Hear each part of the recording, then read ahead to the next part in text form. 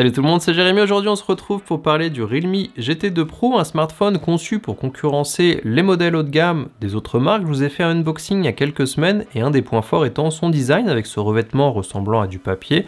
Bien entendu la puissance est aussi au rendez-vous avec le Snapdragon 8 Gen 1, mais est-ce que c'est bien exploité? On va voir ça tout de suite. Pour rappel, on retrouve une housse de protection en plastique souple, un câble USB vers USB-C et un chargeur de 65 watts Super Dart. Ici j'ai la version chinoise car c'est Trading Shenzhen qui me le prête et on aura un adaptateur de fourni avec. Niveau design, le téléphone mesure 8,2 mm pour un poids de 189 grammes dans cette version. Comme je vous le disais, on a un revêtement de style papier fait à base d'un biopolymère qui génère moins de CO2 lors de sa fabrication. Ça permet d'avoir une bonne accroche quand on l'a en main et ça ne prend pas les traces de doigts. Personnellement, je trouve ça assez joli et ça change des revêtements habituels. On retrouve aussi le module photo avec son capteur principal, le Sony IMX766, le même qu'on a sur le Xiaomi 12, un ultra grand angle de 50 mégapixels, le même qu'on aura sur le Xiaomi 12 Pro, et un capteur microscopique de 2 mégapixels. Sur le dessus, on a un micro, sur le côté droit un bouton power avec un petit revêtement strié, sur le dessous un port USB-C, un haut-parleur, un micro et le tiroir dual SIM, et sur le côté gauche les boutons volume. Pour l'écran, on continue sur les perfs haut de gamme avec cet écran AMOLED de 6 pouces 7, WQHD+, LTPO 2.0 pour passer la fréquence de rafraîchissement de 1 à 120 Hz et un taux d'échantillonnage tactile allant jusqu'à 1000 Hz. Il est protégé par du Corning Gorilla Glass Victus et pour la luminosité, il peut monter jusqu'à 1400 nits, donc aucun souci pour l'utiliser en extérieur. Le téléphone est équipé d'une protection d'écran et on retrouve le capteur selfie de 32 mégapixels dans le coin supérieur gauche. On pourra choisir la résolution utilisée dans les options, le taux de rafraîchissement, le laisser en automatique ou en forçant le 60 ou le 120 Hz, et on peut aussi venir modifier les couleurs et activer d'autres options d'amélioration de l'écran. Ici on n'aura pas d'écran incurvé, on est sur un écran plat et on retrouve le lecteur d'empreintes sur le bas de l'écran. Il est bien placé, il fonctionne très bien. On pourra même l'utiliser comme capteur cardiaque au besoin. Pour la partie puissance, le téléphone est équipé du dernier modèle de chez Qualcomm, le Snapdragon 8 Gen 1 de 8 Go de RAM LPDDR5 et de 256 Go de stockage UFS 3.1. Il fait donc 5G, Wi-Fi 6, Bluetooth 5.2, il a même du NFC à 360 degrés pour faciliter les paiements. Le téléphone tourne sur Realme UI 3 et Android 12, malgré que l'on soit sur un modèle chinois, on a bien toutes les bandes de fréquence 4G de disponibles, et chose assez rare, on a le choix du français dans les langues disponibles. Quelques traductions sont un petit peu approximatives, mais c'est déjà très bien. Le seul souci par contre, c'est qu'on est sur du L3 en DRM, donc pas de Full HD sur Netflix et autres, à voir si ça changera quand il sera lancé en version globale.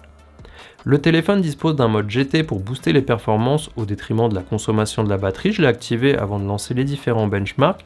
J'ai obtenu 999 587 sur AnTuTu, on est presque au million, 12 512 sur PCMark, 1239 et 3258 sur Geekbench, et enfin 9423 sur 3DMark Wildlife avec un FPS moyen de 56. Si vous suivez la chaîne, vous avez probablement vu que j'ai testé les Xiaomi 12 et 12 Pro qui disposent du même processeur et que j'ai eu des soucis de chauffe avec ces modèles car en faisant un extrême stress test sur 3DMark, les téléphones n'arrivaient pas au bout du test et surchauffaient environ 15 minutes. Alors ce Realme chauffe aussi en utilisation, mais j'ai quand même pu arriver au bout des tests comparé au Xiaomi. La stabilité n'est que de 62%, donc il est quand même bridé à cause de cela, mais pas autant que les Xiaomi, et il était arrivé à 38 degrés à la fin de ce test. En jeu, on peut donc l'utiliser pour jouer au dernier jeu sorti, on peut mettre les performances à fond, mais dès que la chaleur va monter, la stabilité va baisser forcément. Maintenant, tout le monde ne joue pas à Genshin Impact en mettant les settings à fond tout le temps, donc si vous jouez à des jeux moins gourmands, ça posera pas forcément de soucis. Pour l'autonomie, le téléphone dispose d'une batterie de 5000 mAh et d'une recharge rapide de 65 watts grâce au chargeur fourni. J'ai utilisé PCMark pour simuler une utilisation basique et passer la batterie de 100% à 20% et j'ai obtenu 13h30 en rafraîchissement automatique et en utilisant la plus haute résolution. Pour la recharge, il m'a fallu environ 45 minutes pour passer de 15 à 100%. On a donc suffisamment d'autonomie pour tenir une journée complète et on vient les recharger de façon très rapide. Pour l'audio, on a de la stéréo avec le second haut-parleur qui sert aux appels et le son est plutôt bon comme vous pouvez le voir.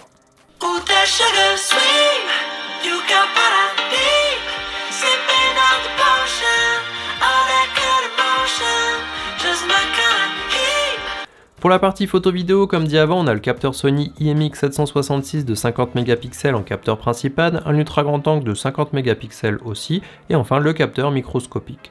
Le capteur principal offre de belles performances quand les conditions de lumière sont bonnes, un peu moins de nuit, et le capteur ultra grand angle lui aussi est intéressant, notamment avec son angle de vue de 150 degrés que l'on peut activer.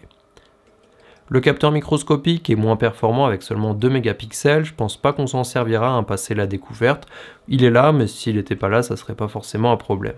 Alors si on avait voulu être vraiment au niveau des autres flagships, sur cette partie, on aurait remplacé justement ce capteur par un zoom, et ça aurait été vraiment mieux et plus intéressant. Ici on pourra filmer jusqu'en 8K sur le capteur principal, mais seulement en Full HD sur le capteur selfie. Voici un exemple de ce que donne la qualité du capteur selfie, donc ici on pourra filmer en Full HD seulement et pas de 4K de disponible malheureusement.